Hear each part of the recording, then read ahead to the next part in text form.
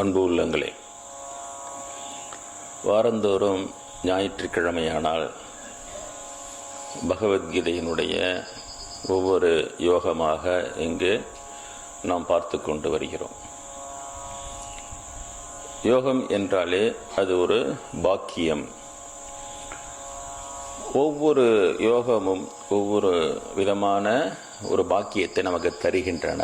பக்தி செய்தால் அது எப்படி ஒரு பக்தி யோகமாக நமக்கு இருக்கும். சந்நியாசம் என்கின்ற துறவு மேற்கொண்டால் அது எப்படி சந்நியாச யோகமாக நம்ம இருக்கும் என்று கிருஷ்ண பரமாத்மா அற்புதமாக விவரித்த ஒரு நூல் இந்த பகவத்கீதை. இதிலே அவரவர்களுடைய பக்குவத்திற்கு ஏற்றாற் போல அவரவர்கள் எந்தெந்த யோகத்தை அனுசரித்து வர முடியுமோ அவரவர்கள் அதை அனுசரிக்க வேண்டியது அவசியம். அதையும் அவரே சொல்லுகிறார். அதனால் இங்கு இதில் 5400 ஆண்டுகளுக்கு முன்பே கிருஷ்ண பரமாத்மா இது ஒன்றுதான் மார்க்கம் என்று அவர் சொன்னதே இல்லை. அவ்வளவு பெரிய ஏற்றம். அதிலும் ஆயிரக்கணக்கான யோகங்கள் இருக்கின்றன. அர்ஜுனா, அவற்றில் சிலவற்றை உனக்கு சொல்லுகிறேன் என்று சொல்லுகிறார். அப்படியானால் என்ன பொருள்? கொடானு கோடி மக்களுக்கு ஆயிரக்கணக்கான வழிமுறைகளிலே அவர்களால் இறைவனை அடைய முடியும் என்பதுதான் உண்மை. அதுதான் அவர் சொல்லியிருப்பது. அதில் 18 அத்தியாயங்கள் மட்டும் அவர் சொல்லுகிறார். மிகவும் சிறப்பான அத்தியாயங்கள், நாம் தெரிந்து கொள்ள வேண்டியவை. இன்றைய யோகம் 13வது அத்தியாயம், க்ஷேத்ரஜ்ஞ விபாக யோகம். க்ஷேத்திரம் என்றால் ஸ்தலம் என்று பொருள்.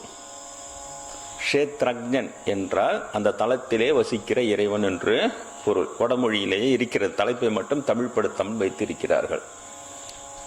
இதில் தலமும் தலத்திலே உரைகின்ற இறைவனும் அதை பற்றிய யோகம் என்று இது இருக்க வேண்டும். அதனால் இதை அப்படி எடுத்துக்கொள்ளுங்கள். இந்த இடத்துல அற்புதமாக கிருஷ்ணர் வெளியுலகத்திலே உள்ள ஒரு தலம் என்று ஒன்றை எடுத்துக்கொண்டு அந்த தலத்திலே உள்ள ஒரு சிறப்பான கோவில் என்று எடுத்துக்கொண்டு இதிலே விவரிக்கவில்லை. அவர் இந்த உடம்பையே தலம் என்கிறார். எப்படி திருமூலர் உள்ளம் திருக்கோயில் ஊனுடம்பு ஆலயம் என்றாரோ அப்படி கிருஷ்ண பரமாத்மா க்ஷேத்திரன் என்று சொல்லுவது, க்ஷேத்திரம் என்று சொல்லி இந்த உடம்பை சொல்லுகிறார். இந்த உடம்பு தான் க்ஷேத்திரம். இதன் உள்ளே இறைவன் க்ஷேத்ரஜன், குடியிருப்பவன், அவனை பற்றி தெரிந்து கொள் என்று நமக்கெல்லாம் சொல்லியிருக்கிறார். இந்த அத்தியாயம் சிறிது விஞ்ஞான கட்டுரையை போன்றது. இதில் உள்ள தகவல்கள் ஒரு நுட்பமான அறிவியல் உண்மைகளை போன்றவை. அதனால் இவைகளை நாம் கவனித்து கூர்ந்து புரிந்து கொண்டால் மாத்திரம்தான் இதிலே நாம் புரிந்து கொள்ள முடியும். மற்ற அத்தியாயங்களை விட இது அந்த அளவிற்கு நுட்பமான அறிவியல் உண்மைகளை சொல்வதைப் போல நுட்பமான ஆன்மீக உண்மைகளை சொல்லுகிறது.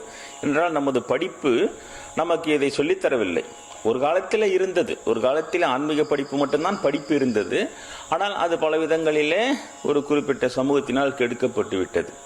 அதனால் அதை பற்றி இப்பொழுது பேசி பயனில்லை. இப்பொழுது நம்முடைய கல்விகள் எல்லாம் உலகியல் வாழ்வதற்காக நம் வசதிகளை பெருக்கிக் கொள்வதற்கான கல்விகளாக இருக்கின்றன. அதனால் இவைகள் நமக்கு அதிகம் அறிமுகப்படுத்தப்படுவதில்லை. ஆனால் அதுவும் ஒரு விதத்திலே நல்லதுதான். ஏனென்றால் வளர்ந்த மக்கள் சுதந்திரமாக அவர்களுக்கு ஆர்வம் வந்து இந்த பெரிய உண்மைகளை தெரிந்து கொள்ளும் பொழுது அதில் அவர்கள் நன்றாக கிரகித்து கொள்ள முடியும். எதை கிரகித்து கொள்ள வேண்டும் அதை கிரகித்து கொள்ள முடியும். அதுபோல் இது அதிக சிரமப்பட வேண்டியதில்லை. சிறிது கவனமாக இருந்தால் கிருஷ்ணர் என்ன சொல்ல வருகிறார் என்பதை நாம் புரிந்து கொள்ள முடியும். இந்த அத்தியாயத்திலே அவர் இந்த உடம்பிலே குடியிருப்பவன், இவன் அறிய வேண்டிய இறைவன், அந்த இறைவனின் தன்மைகள், ஆன்மாவின் தன்மைகள், இவைகள் அனைத்தையும் இதில் விவரிக்கிறார். உடம்பிலே ஆரம்பித்து உடம்பு, அந்த உடம்பிலே குடியிருப்பவன், உயிர் குடியிருக்கிறது அல்லவா, அந்த உடம்பிலே குடியிருப்பவன், அந்த குடியிருக்கிற அந்த உயிர் அறிய வேண்டிய இறைவன். அதற்கு பிறகு அதில் ஆன்மா என்ற ஒன்று, இந்த இடத்துல நீங்கள் பார்த்தீங்கன்னா ஆன்மா என்பதே இறைவன் என்பதை போல பேசுவார்கள். நீங்கள் நிறைய சமய புத்தகத்தில் படித்தால், சிறிதளவு நீங்கள் சமய நாட்டம் உள்ளவர்களாக சென்று நீங்கள் அவைகளெல்லாம் படித்தால் இறைவனை ஆன்மா என்று சொல்லிவிடுவார்கள். ஆனால் இறைவன் ஆன்மா என்ற நிலையோடு நின்று விடுவதில்லை என்பதுதான் ஆழ்ந்த உண்மை. அதையெல்லாம் இந்த இடத்திலே 5400 ஆண்டுகள் முன்பே கிருஷ்ணர் விவரித்திருக்கிறார். அவ்வளோ அற்புதமான ஒரு அத்தியாயம் இது. சிறிது பெரியது, அதனால் சிறிது நேரமாகலாம். இன்றைக்கு நான் சொல்லி முடிப்பதற்கு ஒருவேளை சிறிது நேரமாகலாம். அதனால் அதை கொஞ்சம் பொறுத்து கொள்ளுங்கள். இதில் நீங்களே படித்தால் கூட ஒரு முறைக்கு 2 முறை நீங்கள் அதை படித்தால் உங்களுக்கு புரிந்துவிடும் என்ற அளவிற்கு நான் எழுதியிருக்கிறேன் அந்த புத்தகத்திலே. ஒரு 2 முறை படித்தால் உங்களுக்கு புரிந்துவிடும். இதில் இந்த உடம்பு தான் க்ஷேத்திரம், குடி. இது தன் உடம்பு என்று அறிகிறவன் அதிலே குடியிருப்பவன். எப்படி சொல்லுகிறார் பாருங்க கிருஷ்ணர். இது உடம்பு. இந்த உடம்பை இது நமது உடம்பு என்று ஒன்று அறிகிறது அல்லவா, உள்ளே ஒருவன் அறிகிறான். அவன்தான் அந்த உடம்பிலே குடியிருப்பவன் க்ஷேத்திரஜன். எப்படி பற்றியா நான் முன்னால் சொன்னது இப்படி உயிர் என்று தனியாக சொல்லிவிட்டேன். ஆனால் கிருஷ்ணர் சொல்லும் பொழுது இது தன் உடம்பு என்று எவன் இதை அறிகிறானோ அவன் தான் க்ஷேத்திரஜன். அந்த உயிர் பிரிந்து விட்டவுடன் இறந்து போன அந்த பிணத்தை இது தன் உடம்பு என்றது அறிவதில்லை. அப்படி என்றால் என்ன அர்த்தம்? அந்த அறிந்து கொண்டு இருக்கிற ஒருவன் அந்த உடம்பை விட்டு வெளியே போய்விட்டான். அதனால் அவர் க்ஷேத்திரஜன் என்றால் வேறு யாரும் இல்லை. இது தன் உடம்பு என்று அறிகிறான் அல்லவா, உள்ளே இருந்து உடம்புக்குள்ளே இருந்து, அவன் தான் க்ஷேத்திரஜன். இது ஏன் சாமி இப்படி சுத்தி வளைத்து சொல்ல வேண்டும்? உடம்பு க்ஷேத்திரம், அந்த உயிர் க்ஷேத்திரஜன் என்று சொல்லிவிடலாமே என்றால் அப்படி அல்ல. இது இன்னும் ஆழமாக இது தன் உடம்பு என்று அறிகிறோம் அல்லவா, நாம் அறியத்தானே செய்கிறோம். அந்த அறிகிறது எது? நாம் அறிகிறோம் என்று சொல்லுகிறோம். ஆனால் அந்த அறிகின்ற அந்த ஒன்று க்ஷேத்திரஜன். அப்படி அந்த க்ஷேத்திரஜன் அந்த உடம்பிலே குடியிருக்கிறவன் என்று அவர் விளக்கி சொல்லுகிறார். பிறகு ஒவ்வொன்றாக எடுத்து விவரிக்கிறார். உடம்பை விவரிக்கிறார், அதை அறிகிறவனை விவரிக்கிறார், இறைவனை விவரிக்கிறார், ஆன்மாவை விவரிக்கிறார். 4 பகுதிகளாக பிரித்து இறைவன் கிருஷ்ண பரமாத்மா இதை விவரித்து கொண்டே வருகிறார். முதலிலே உடம்பை பற்றி சொல்லுகிறார். அதான் விஞ்ஞான கட்டுரை போன்றது இது. முதல்ல உடம்பை சொல்லுகிறார். இந்த உடம்பிலே என்னென்ன இருக்கின்றன என்று சொல்லுகிறார். இந்த உடம்பு எவைகளெல்லாம் ஆனது என்று சொல்லுகிறார். இதை பற்றி கிருஷ்ணர் சொல்லும் பொழுது இந்த உடம்பை பற்றி பிரம்மசூத்திரம் போன்ற நூல்களிலும் ஞானியர்களின் கவிதைகளிலும் விவரிக்கப்பட்டிருக்கின்றன ஏற்கனவே என்று அவரே சொல்லுகிறார். அவர் வாழ்ந்த காலத்திலே பிரம்மசூத்திரத்திலும் ஞானியர்கள் பாடுகின்ற பாடல்களிலும் இருக்கிறதல்வா, 5 எழுத்திலே பிறந்து 5 எழுத்திலே வளர்ந்து 5 எழுத்திலே மாளுகின்ற பஞ்சபூத பாவிகால், பஞ்சபூதத்திலானது உடம்பு என்றெல்லாம் சொல்லியிருக்கிறார். ஏற்கனவே சொல்லியிருக்கப்படுகிறது. சொல்லியிருக்கிறது. நான் அதை உங்களுக்கு சொல்லுகிறேன்.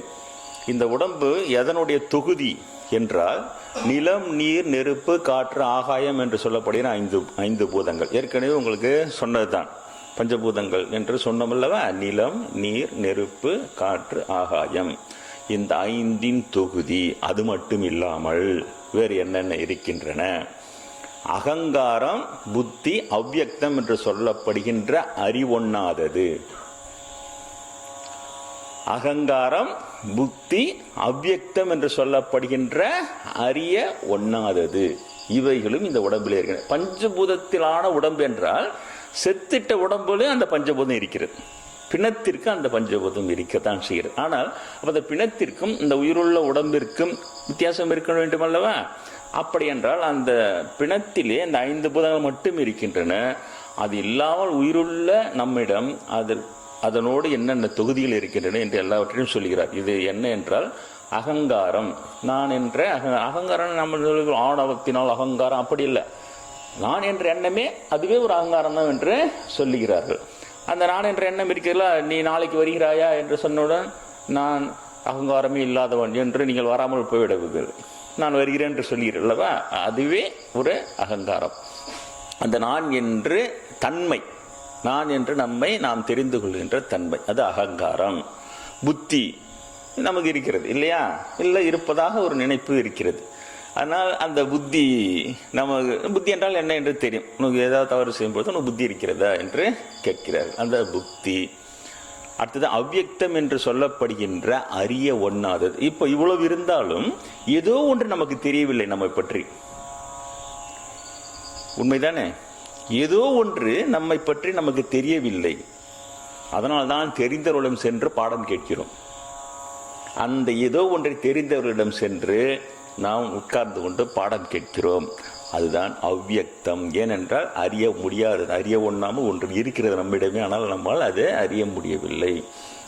இந்த மூன்றும் சேர்ந்த, இந்த பஞ்சபூதங்கள் இல்லாமல் இந்த மூன்றும் சேர்ந்தது. அது இல்லாமல் கண் காது போன்ற கருவிகள் 10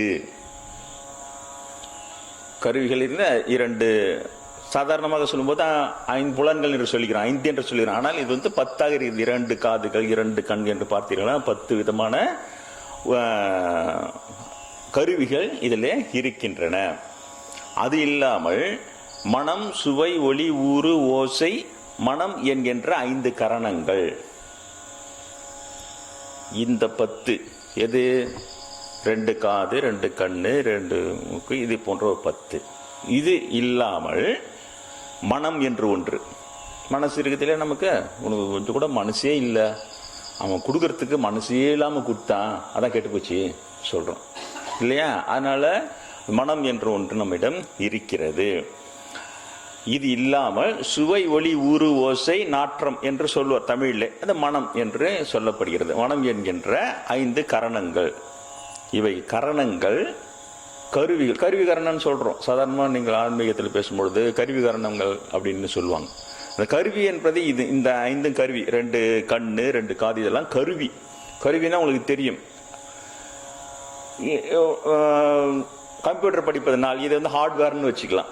அதில் வேலை செய்கிற சாஃப்ட்வேர் தான் இந்த 5 கரணங்கள்னு சொல்லலாம். ஹார்ட்வேர் சாஃப்ட்வேர்னா கூட ஓரளவுக்கு புரியும் உங்களுக்கு.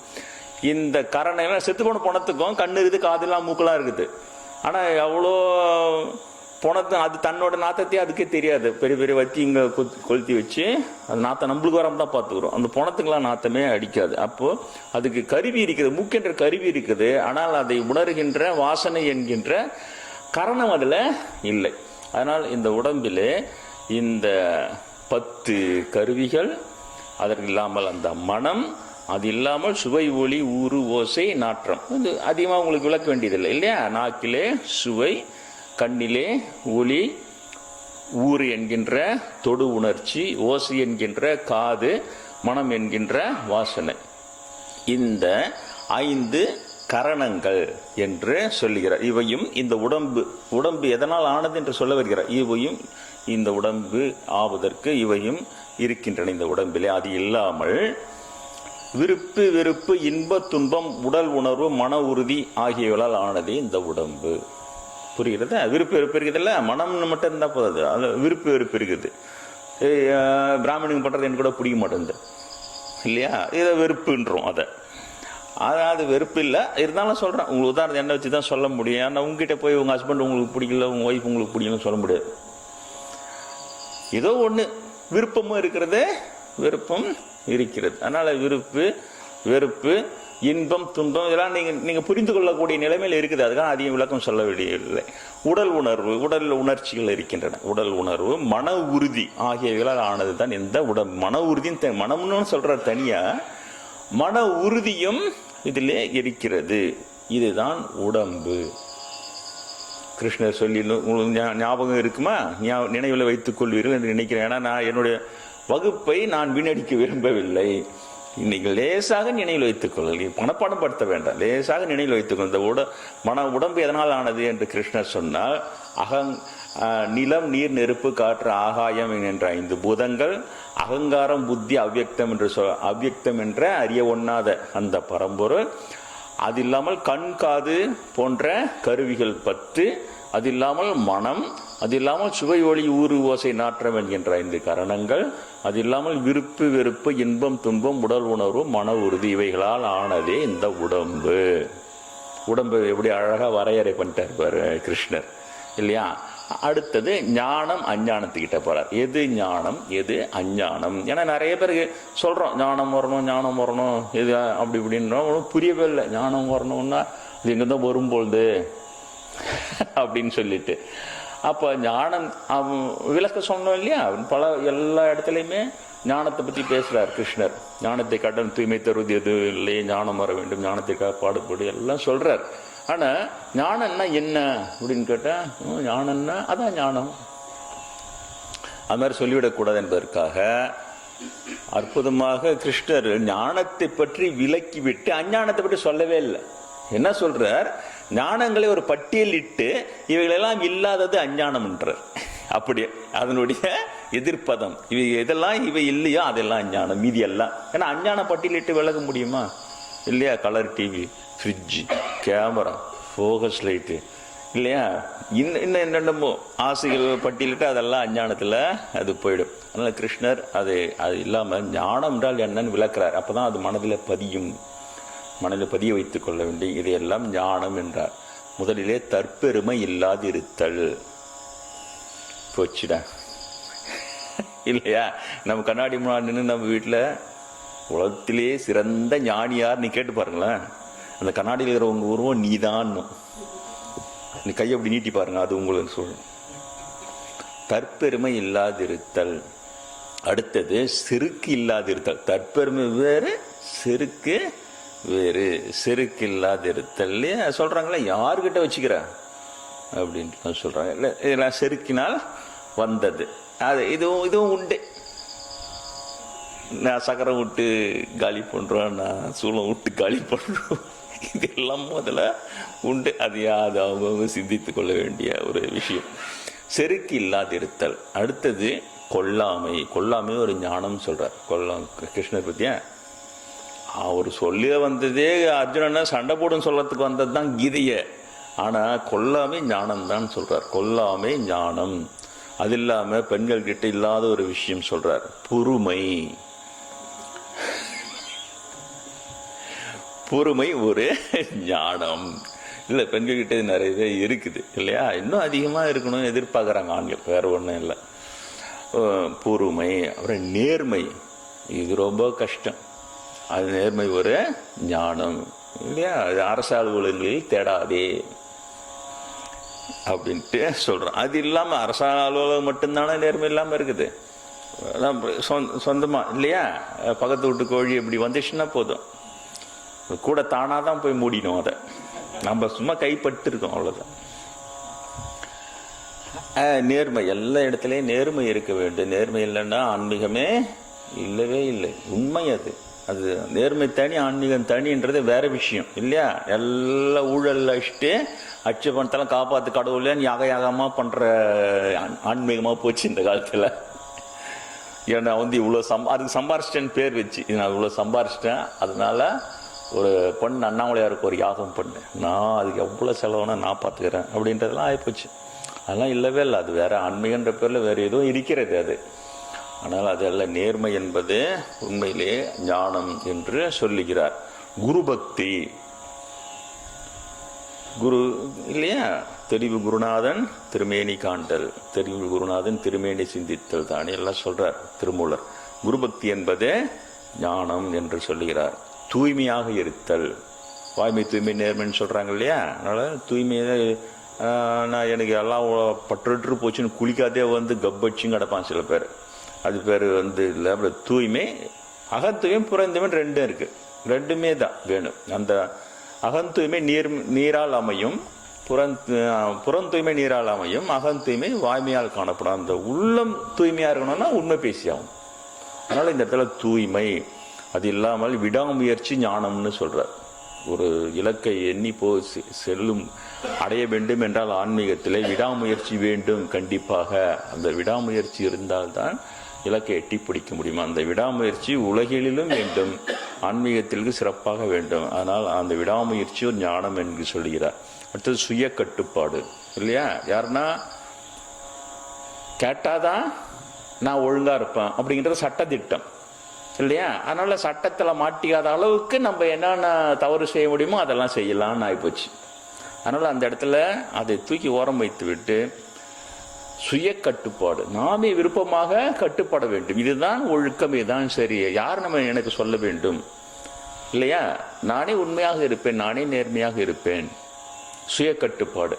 நானே தாண்டோண்டித்தனமாக இப்போ மது அருந்தலாம்னு சட்டமே வந்து போச்சு. இப்போ நீ மது அருந்தினால் இப்போ அது குற்றமே இல்லை. ஆனால் தானாக சுய கட்டுப்பாடிலே தானே மது அருந்தாமல் இருக்கிறார்கள் இது எல்லாமே ஞானத்திலே சேர்ந்தது. அடுத்தது போகப் பொருள்களில் நாட்டமின்மை. ஞானம் உள்ளவனுக்கு போகப் பொருள்கள் மீது நாட்டம் இருக்காது இல்லையா? எல்லா போகப் பொருள்னா எல்லாமே அதில் மது மாது மாமிசம் எல்லாமே அதில் சேர்ந்தது தான். அதில் நாட்டம் இருக்காது அவனுக்கு. அடுத்தது ஆணவமின்மை. பணிவோடு அந்த பணிவு என்று சொன்னாலே எனக்கு தெரிந்து ஒருவர் தான் சொல்லலாம், பிரம்மேந்திர தான் சொல்லலாம். அவரை போல ஒரு பணிவு பார்த்தே இருக்க முடியாது. எனக்கு தெரிஞ்சு நான் பார்த்ததில்லை, அவ்வளோதான் நான் சொல்ல. அவ்வளோ ஒரு பணிவு. அருள் நிலையில் இருக்கிறவர்களில் கடவுள் நிலையில் இருக்கிறவங்கள ஆஞ்சநேயரை சொல்லலாம். ஆஞ்சநேயருக்கு இருக்கிற பணிவு யாருக்குமே பார்த்தா நம்மளுக்கே மனசுலாம் நடுங்கி போயிடு. ஒரு சில சமயத்தில் என்கிட்ட பேசும்போது ஆஞ்சநேயர் வந்து பிரபுன்னு பேசுகிறார். எனக்கே ஒரு மாதிரி சாமின்னா ஆஞ்சநேயர்னா அவ்வளோ பணிவு யாராலும் பார்க்க முடியாது. எவ்வளோ பெரிய மகான் ஆஞ்சநேயர். அவர் நிற்கிறத வணங்கின்னு தான் நிற்பார். வேறு எந்த கடவுளும் நீங்கள் வந்து வணங்கி நிற்கிற கடவுளை பார்க்கவே முடியாது. ஒன்று ஆஞ்சநேயர் வணங்கின்னு இருப்பார், இல்லைனா கருடாழ்வார் வணங்கின்னு இருப்பார். ஆஞ்சநேயர் பிரபலமாக இருப்பதில் ஆஞ்சநேயரை அவர் வந்து வணங்கி இருப்பார். நிற்கிறதே வணங்கின்னு தான் நிற்பார். அவரே பகவான். அவர் என் போன்ற பக்தர்களிடம் அவர் உரையாடும் போது என்னாலேயே தாங்கிக்க முடியாது. என்ன நீங்கள் இப்படி பேசுறீங்கன்னா அவ்வளோ பணிவு. பிரபுன்றார். தூங்கிடும் போது என்ன எழுப்போம் பிரபு சொல்லி பேசுகிறார். அதனால தான் அதை சேர்த்துருக்கிறேன் ஆஞ்சநேயருடைய துதியில். பக்தர்களை பிரபு என்று அழைக்கும் பணிவுடையோனே சேர்த்துருக்கிறேன் ஆஞ்சநேயர் துதியில். அது உண்மை. ஆஞ்சநேயர் அவ்வளோ பணிவுலாம். அதனால தான் இவ்வளவு காலமும் ராமர் வாழ்ந்த காலம் 7000 ஆண்டுகளாக இன்னமும் ஆஞ்சநேயர் பக்தி கொடியேட்டி பறகுதுவார்.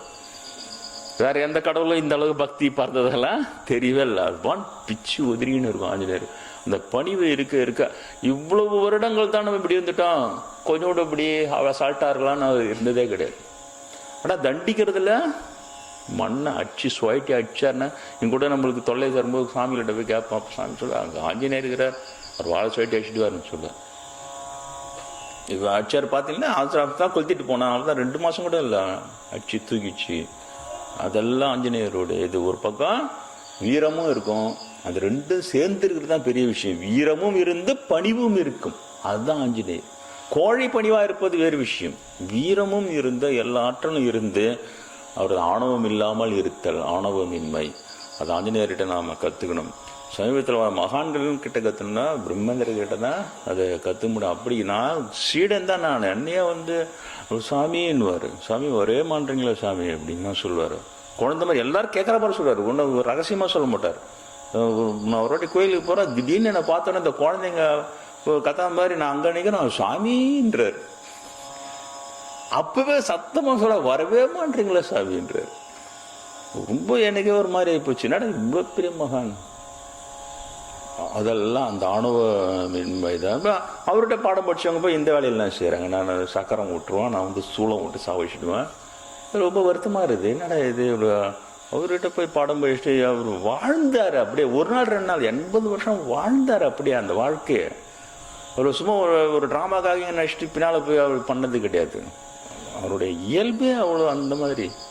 அவர்கிட்ட போய் பாடம் படிச்சுட்டு இந்த அளவுக்குலாம் இவங்களாம் பேசுகிறாங்கன்னு அது நினச்சி தான் வருத்தமாக இருக்குது எனக்கு. சரி, அதை விடுங்க இல்லையா. நம்ம என்ன பண்ண முடியும்? நாம் கற்றுக்கொள்ளலாம். பிரம்மேந்திரன் வந்து ஆணவமின்மை, ஆஞ்சநேயரிடமிருந்து அந்த ஆணவமின்மை நமக்கு கண்டிப்பாக வேண்டும். வேறு வழியே இல்லை. இவைகளெல்லாம் ஞானம்னு கிருஷ்ணரே சொல்கிறார். பிறப்பிறப்பு நரை பிணி மூப்பு துயரம் இவழ்கினின் நிதர்சனத்தை தரிசித்திருப்பான் ஞானி. பிறப்பு இறப்பை பற்றி இன்னைக்கு நிறைய பேர் இறப்பை பற்றி சிந்திக்க பயப்படுவான். ஏன் நம்மளும் ஒரு நாள் செத்து தான் போயிடுவோன்னு சொல்லி போகிறேன். உடனே சப்ஜெக்டை மாற்றிடுவான்.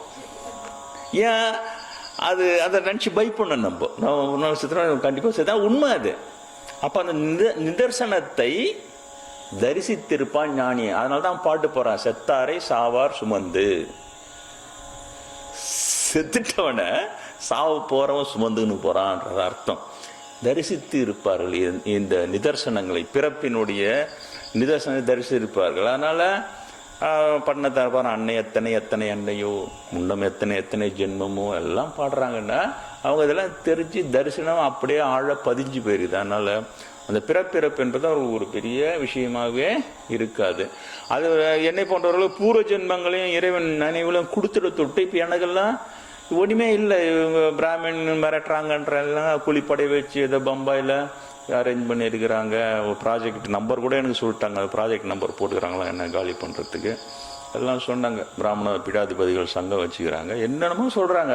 சாதாரணமாக ஏன் ஏற்கனவே காளிதாசன் இருந்தபோது தலையை வெட்டி தான் அந்த முடியுது. அது இல்லாமல் சென்ட் பீட்டராக இருந்தபோது தலைகீழ சிலுவில் அரைஞ்சி தான் அது. இந்த பூர்வ ஜென்மங்கள் எனக்கு நினைவில் வந்துடுது. அது போல் இப்போ சமதராக இருந்தப்போ ஜோதியில் கலந்து போனது வேற.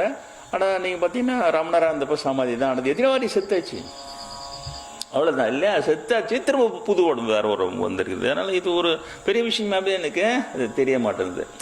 அது ஆண்டவன் என்ன எழுதியிருக்கிறான்னா அது ஏதோ நடந்துட்டு போகுது. ரொம்ப அதிகமாக அதெல்லாம் அழட்டிக்கிறது கிடையாது, போய்கொண்டே. இது பிறப்பிறப்பை நிதர்சனத்தை தரிசித்தால் தான் இது முடியும். பிறப்பிறப்பு நிதர்சனத்தை தரிசித்திருப்பது ஒரு ஞானம்னு சொல்றார். இதெல்லாம் ஞானத்தினுடைய அடையாளங்கள், பற்றற்ற தன்மை என்று சொல்லுகிறார். வீடு வரை உறவு, வீதி வரை மனைவி, சுடுகாடு வரை தான் பிள்ளைகள் என்று எதையும் தன்னுடையதாக எண்ணாமல் இருத்தல். புரியுதா? அதை கிருஷ்ணரே சொல்றாரு, இது பாட்டுக்காக சொல்லலை, இவரோட இதை வைத்து பாட்டுகள் எழுதியிருக்கலாம். வீடு வரை தான் உறவு, வீதி வரை தான் மனைவி. அதை செத்துட்டு தூக்கிட்டு போனால் தெருவில் உழுந்து பரண்டு அழுவாங்க. அதுக்கு மேலே சுடுகாட்டுக்கு பெண்கள் வரக்கூடாது தடுத்துருவாங்க. அதனால் வீதி வரை தான் மனைவி, சுடுகாடு வரை தான் பிள்ளைகள். பிள்ளைகளும் சுடுகாடு வரைக்கும் வந்து கொல்லி போட்டு அதுக்கு மேலே வர முடியாது, அங்கே திரும்பி தான் வீட்டுக்கு தான் போய் ஆகணும். நீ தனியாக நீ பொண்ணு அவன் கைலாயமோ வைகுந்தமோ போகிறதா கர்மாதிபத்தியில் அடிப்பான். நீ எங்கன்னா ஒரு வேப்பமத்து பிசாசை கூட உட்காந்துருப்பேன், யாருக்கு தெரியும். கர்மாதிபத்தியில் அடிச்சிடுவேன், வைகுந்தபதி அடைந்தார், கைலாயபதி அடைந்தார். அது வேப்பமத்து பிசா உட்காந்து சிரிச்சின்னு உட்காந்துறேன். நம்ம இங்கே உட்காந்து கலரம் கொட்டுன்னு நம்மளை போய் கைலாய வைகுந்தம் போடுறான்னு என்ன செய்யறது, எதோ போட்டு தொலைங்க. அப்படி அந்த பிள்ளைகள் அதுவரை எதையும் தன்னுடையதாக எண்ணாமல் இருத்தல், விரும்பியது விரும்பாதது எது நடந்தாலும் அமைதியாக ஏற்றுக்கொள்ளுதல். அதுதான் சொல்றோம். எது நடந்தாலும் விரும்பியதும் விரும்பாது ஒரு விருப்பமானது நமக்கு நடத்திட்டோன்னே அப்படியே ஆஹான்னு குதிக்கிறது. விரும்பத்தகாது ஆசிரமத்தையே கொளுத்திட்டான், நம்ம என்ன செய்ய முடியும்? கொஞ்ச நேரம் வருத்தப்பட்டான், அதுக்கப்புறம் சரி என்ன செய்யறது, வா உட்கார, உடனே பாடம். ஒரு வாரம் கூட பாடம் எடுக்க நிறுத்தண்டே இல்லை. அப்படியே அந்த சாம்பலெல்லாம் பெருக்கி ஒரு பள்ளம் தோண்டி வச்சுட்டு அடுத்த ஞாயிற்றுக்கிழமை பாடம் எடுத்துட்டு என்ன செய்ய முடியும்? அதை விரும்பாதது விரும்பியது எது நடந்தாலும் அதை அமைதியாக நாம் ஏற்றுக்கொண்டு ஜீரணிக்க விடும். அப்போ அதனால தான் அடுத்து நம்மளால் முன்னேற முடியுது. அதை பற்றி உடனே மறந்து விட்டு உடனே புதுவிதமாக எரியாத பொருள்களினால் இதெல்லாம் கட்டி இது கொண்டு வருகிறோம். இன்னும் கொஞ்சம் பேர் சொல்கிறாங்க, திரும்ப 2வது வாட்டி கூட ஆசிரமம் எரியுது சாமின்னு சொல்லிட்டு கனவுலாம் வருதுன்றாங்க. எனக்கே கூட வந்துது, ஏதோ லிக்விட் பாம்லாம் அடிக்கிற மாதிரி வந்துருக்குது. இப்போ நம்ம என்ன செய்ய முடியும்? கனவு வருதுதான், அதுக்காக உட்காந்து யாரா லிக்விட் பாம் ஒருமே செய்ய முடியாது. எது நடந்தாலும் விரும்பி, அது விரும்பாதது தான் அது இல்லையா. விரும்பியது வந்தாலும் விரும்பாத எது வந்தாலும் அதை அமைதியாக ஏற்றுக்கொள்ளுதான் ஞானம்னு சொல்றார். அதை அமைதியாக ஏற்றுக்கொள்ள வேண்டும் அப்படின்ட்டு சொல்றார். யோகத்தில் பிறழாமல் கடவுளிடம் பக்தி கொள்ளுதல். ஞானத்தை எப்படி பட்டியல் போறாரு. நீங்க இனிமேல் யாருன்னா உங்களுக்கு ஞானம் என்னன்னா நீங்க தெரியாதுன்னு சொல்லக்கூடாது. தயவு செய்து நீங்க 15 வருஷமா வருகிறீர்கள், அதனால நீங்க எல்லாத்தையும் மனப்பாடமா சொல்றீங்களோ இல்லையோ, இதில் ஒரு 10வது சொல்லணும், 10 15 சொல்லணும். இப்படி இதெல்லாம் ஞானம், இதெல்லாம் ஞானம்னா இது. அந்த ஞானம் என்பது யோகத்தில் பிறழாமல் கடவுளிடம் பக்தி கொள்ளுதல், அது ஞானம், ஞானத்தின் அடையாளம் இதெல்லாம். அப்படி இருந்தால் அது ஞானம். தனி இடத்தை நாடுதல், தனியாக நாடினா, நானே கூட இங்கே அப்படி தானே வந்திருக்கேன். இப்போ கூட ஒரு வாரம் ஒரு முறை தான் சந்திக்கிறேன். குருநாதரே இங்கே வந்து தாசரை நீங்கள் அப்படியே விட்டுறக்கூடாது, தினம் சந்திக்கணும்னு சொன்னார். அவருக்கு இந்த உலகத்தில் ஆக வேண்டியது எதுவுமே கிடையாது, நீங்கள் அவர் தொல்லை பண்ணாத விட்டால் அவர் பாண்டு தியானத்தில் உட்காந்து போயிடுவார் கிளம்பி. பச்சையே சொன்னார் பிரம்மேந்திரன் இங்கே வந்து. ஆனால் என்னால் முடியல, நான் வாரம் ஒரு தான் இது போதன்டா சாமின்னு இருக்குது. இந்த வாரம் ஒரு தடவை சந்தித்து இதில் நான் உங்களுக்கு பாடன்னு சொல்லி இதில் யாராவது உங்களுக்கு முன்னேற்றம் தெரிந்தால் நான் சந்தோஷப்படுறேன். ஆன்மீக முன்னேற்றமாக யாராவது அனுபவங்கள் வரும் பொழுது அப்பொழுது தான் எனக்கு சந்தோஷப்படுகிறது. மீதி விஷயம்லாம் உங்களுக்கு எனக்கு தெரியாது தான், குறி சொல்ல கிடையாது தான் எழுதி போட்டுருக்குறோம் இல்லையா. நான் என்ன வத்தல் பார்க்கல மை வச்சு உனக்கு இது நடக்கும் போ, இது நடக்காது போ, உனக்கு பில்லி சொன்னி வச்சு பொச்சிருக்கிறாங்க, அது எடுக்கணும், உனக்கு பேய் பிடிச்சிக்கிது பிசாஸ் பிடிச்சிக்குது, இதெல்லாம் என்னால் சொல்லவும் தெரியாது. அது ஏதோ லக்கில் தான் ஓடின்னு இருக்குது. அந்த பேய்கள்லாம் இங்கே வர்றது கிடையாது. ஜனங்களை பார்த்த உடனே அதுங்க பயந்துடுதுங்க, இவங்கிட்ட மாலதரா சாமின்னு சொல்லி. அது அதனால் தனியிடத்தை நாடுதல், அது தனியிடத்தை நாடுதல், மக்கள் கூட்டத்தை விரும்பாதிருத்தல் இல்லையா. இதற்கு 15-20 வருஷம் இங்கே நடத்துகிறோம். ஒரு தடவை கூட நோட்டீஸ் போட்டு ஆட்டோ ரிக்ஷாவில் வாருங்கள் பகவத்கீதை வகுப்படுகிறோம், தாசமி கலந்து கொள்ளுங்கள், ஒன்றும் பண்ணது கிடையாது. இல்லை சென்ட் பீட்டரே நான் தான், சென்ட் பீட்டரோடு கிறிஸ்மஸ் கொண்டாடலாம் வாருங்கள் கூட கூப்பிடலாம் இல்லையா. சென்ட் பீட்டரோடு கிறிஸ்மஸ் கொண்டாடுங்கள் வாருங்கள் கூட கூப்பிடலாம், ஒன்றுமே கூப்பிட்றது கிடையாது. வரவங்க அளவாக, யாரும் வராமல் இருந்தாலும் ஒன்றும் வகுப்பு எடுக்க முடியாது. வரவங்க அளவாக இருந்தால் போதும்னு தான் தோணுது. அளவாக வருகிறவர்கள் என்ன நம்மிடம் கற்றுக்கொள்கிறார்கள், அவர்கள் என்ன ஆன்மீக முன்னேற்றம் அடைகிறார்கள், இதில் தான் எனக்கு ஆர்வமாக இருக்கிறது. அதற்கு நம்மால் ஏதாவது உபயோகப்பட முடியுமா என்றுதான் குறியாக பார்த்து கொண்டே இருக்கிறேன். நிறைய பிரச்சனைகள்லாம் வருகிறது. இப்பொழுது சாமியில் சமாதி அடைந்த பிறகு ஏதோ வருகிறது. எனக்கு மிகவும் அதில் மிகவும் ஜாக்கிரதையாக இருக்கிறேன்.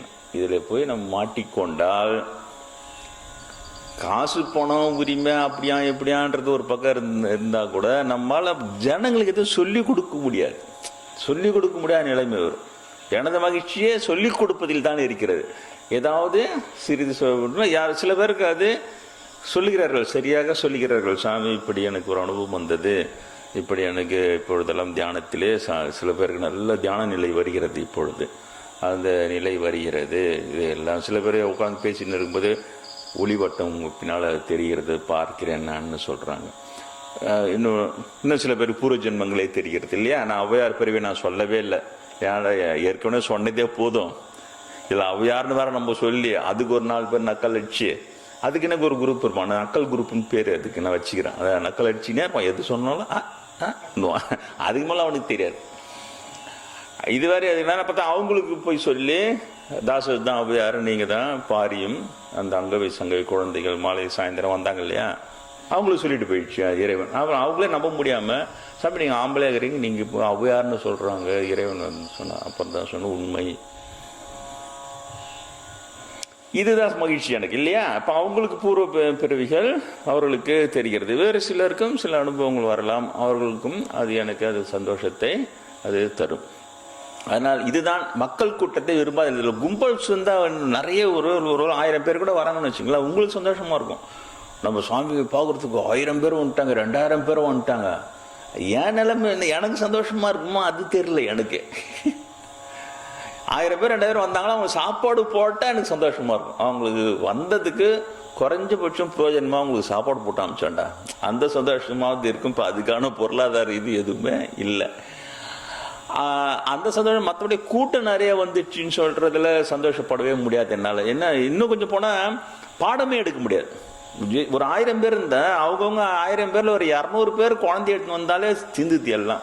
உன்னை கைன்றதும் உன்னை நையின்றதும் உன்னை சாத்து கம்புன்னு இருந்தா வேன்னு கத்துறதும் பாடமே நடக்காதீங்க இல்லையா. அந்த 1000 பேர் இங்கே உட்காந்து நம்ம சொன்னாலும் அங்கே 2 பேர் சலசலம் பேசிக்கிறது, அங்கே ஒரு இது பண்ணி என்ன பண்ணலான்னு என்னமோ சாமியார்கிட்ட வந்தால் பிரச்சனை திறன் பார்க்குறேன், என்னமோ இருந்தாலும் பேசினே இருக்கிறாரு, எப்போ முடிப்பார் சாமியை அப்படின்னா அங்கே இருந்து எல்லாம் சொல்ல ஒன்றுமே செய்ய முடியாது. கூட்டம் கூட்டமே வரலன்னா வகுப்பு எடுக்க முடியாது. ஆனால் கூட்டம் ரொம்ப வந்தாலும் தொல்லை தான். இது எனக்கு சரியாக இருக்கிறது. அதனால் மக்கள் கூட்டத்தை விரும்பாமல் இருத்தல் அதுவும் ஞானத்தின் அடையாளம்னு சொல்றார். ஆத்ம ஞானத்தின் நிலை பெற்று இருத்தல் தத்துவ ஞானத்தின் பொருள் உணர்தல். ஆத்ம ஞானம்னே தனியாக இருக்கிறது. நீங்கள் நான் சொல்கிறேன், நீங்கள் கேட்குறீங்க இல்லையா, இதுவே ஆத்ம ஞானம் ஆயிடாது. இது ஆத்ம ஞானத்தை பற்றிய தகவல் அறிவு தான் உங்களுக்கு நான் கொடுக்குறேன். ஆனால் நீங்கள் புரிந்து கொள்ள வேண்டும், ஆத்ம ஞானம் என்பது அனுபவம். எல்லாருமே சொல்லிட்டாங்க. இயேசு பிராணம் சொல்றார், not this one, it is entirely டிஃப்ரெண்ட்னு சொல்லிட்டாரு. உபநிஷத்துக்கு எல்லாமும் சொல்லிட்டேன்னு எல்லாமே சொல்லிட்டாங்க. அது ஒரு தனியான ஒரு பிரத்யேகமான அனுபவம் தான் ஆத்ம ஞானம். அதை உன்னால் வார்த்தைகளில் விவரித்து அந்த வார்த்தைகளினால் நீ தெரிந்து கொள்கின்ற புத்தியை தெரிந்து கொள்கின்ற விஷயம் அந்த ஆத்ம ஞானத்தை பற்றிய தகவல் தான் நீ தெரிந்து கொள்கிறாய். அதுவே ஆத்ம ஞானமாகிவிடாது. அதனால் அந்த ஆத்ம ஞானம் பெற்றவர்கள் அந்த ஆத்ம ஞானத்தில் நிலை பெற்று இருக்க வேண்டும். அதான் ஞானம். ஆத்ம ஞானத்தில் நிலை பெற்று இருப்பார்கள். தத்துவ ஞானத்தின் பொருளுணர்வு. ஆத்ம ஞானம் வேறு, தத்துவ ஞானம் வேறு. தத்துவ ஞானத்தின் பொருள் நிறைய தத்துவங்கள் இருக்கின்றன அல்லவா. அத்வைத தத்துவம்னு ஒன்று இருக்குது, துவைதம்னு இருக்குது, விசிஷ்ட அத்வைதம்னு இருக்கிறது, உருவமற்றவன் கடவுள் என்கின்ற அந்த முகமதியருடைய தத்துவம் இருக்கிறது இல்லையா. இயேசுபிரான் தேவகுமாரன், அவர் எப்படி அவரே தேவனாக ஆனார் அதெல்லாம் இருக்கிறது. இதெல்லாம் தத்துவத்தினுடைய பொருள்களை ஆத்ம ஞானி உணர்ந்திருப்பான். அதான் தத்துவத்தினுடைய பொருள் உணர்தல். இவை அனைத்தும் ஞானம் எனப்படும் சொல்லிட்டார்.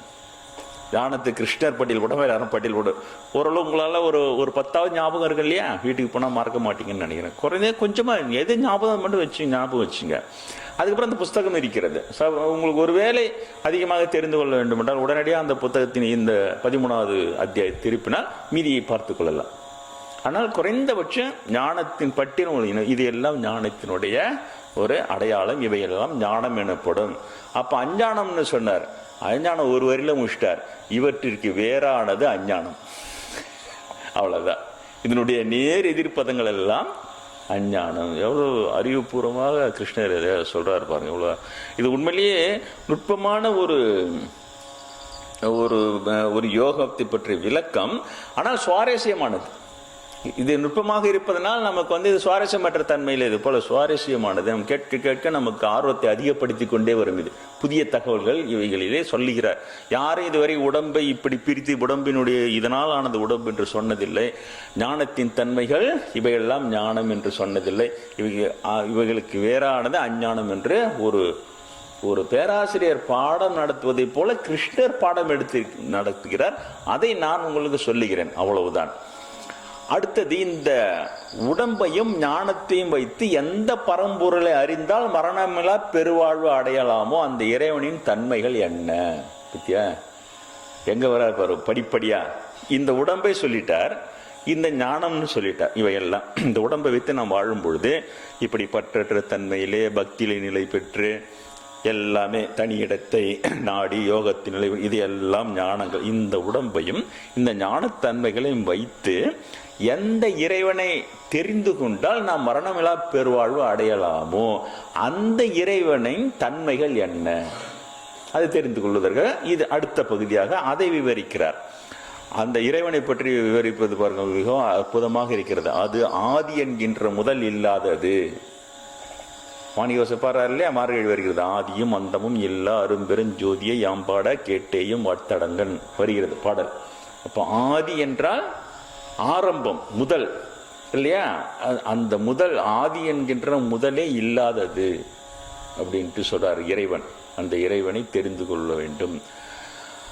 அதை உள்ளது என்றோ இல்லாதது என்றோ சொல்ல முடியாது என்றார் கிருஷ்ணர். இந்த இடம் பாருங்க, ஒண்ணு இருக்குதுன்னு சொல்லணும், இல்லை இல்லைன்னு சொல்லணும் இல்லையா.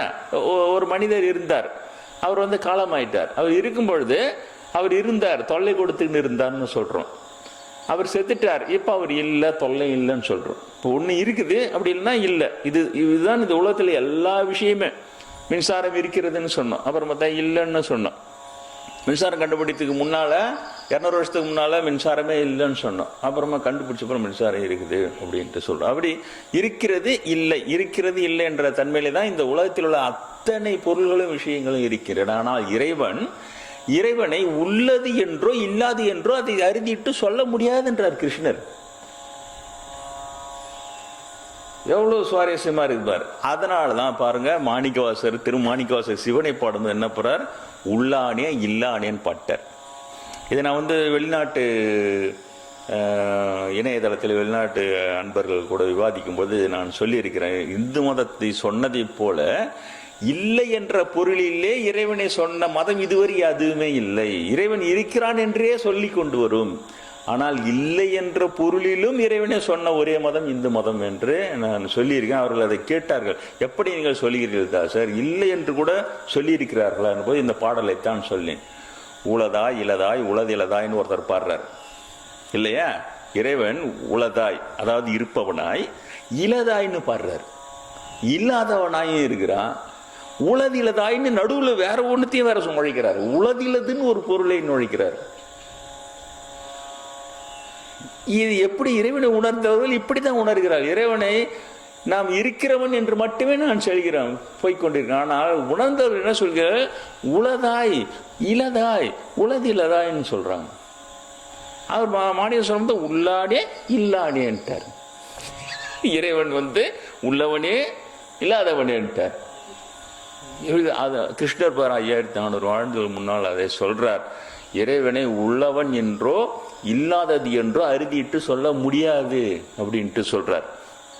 அதுதான் நான் இந்த புத்தகத்திலே குறிப்பிட்டிருக்கிறேன். மாணிக்கவாசக சாமிகள் உள்ளானே இல்லானே உளதாய் இலதாய் உளதலதாய் என்று அருணநாதர் எல்லாம் பாடுகிறார் அப்படின்ட்டுலாம் நான் சொல்லியிருக்கிறேன். அந்த இறைவனை இல்லை என்ற பொருளிலும் துதிக்க வேண்டும். அதுதான் மிகப்பெரிய ஏற்றம். இருக்கிறவனே என்று துதித்து விடலாம் என்றால் அது எளிது. இல்லை என்ற பொருளை துதிப்பது மிகவும் அரிது. அதை உணர்ந்திருக்க வேண்டும்.